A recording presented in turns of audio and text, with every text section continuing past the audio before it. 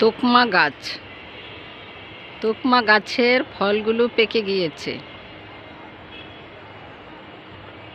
ছাদ বাগানে বীজ পড়ে হয়েছে। এই তোকমা বীজগুলো সংগ্রহ করে পানিতে ভিজিয়ে রাখলে কিছুক্ষণ পরে এটা থেকে জেলি বের হয় এবং সেই জেলিগুলো শরবত করে খাওয়া হয়। বীজ সহ তোকমার শরবত হয়। তোকমার শরবতের সাথে লেবু দেওয়া যায়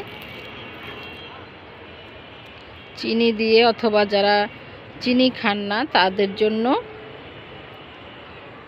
চিনি মুক্ত শরবত তৈরি করা যায়। এখানে আমি তোকমা ছিঁড়েছি, তোকমার বীজ।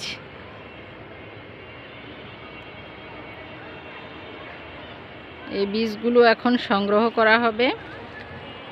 পাকস্থলীকে ভালো রাখে। যাদের কোষ্ঠকাঠিন্য বা কনস্টিপেশন আছে তাদের জন্য তোকমা খুবই উপকারী। এছাড়া অত্যন্ত পরিশ্রম করলে এবং ক্লান্তি লাগলে তোকমার শরবত উপকারী।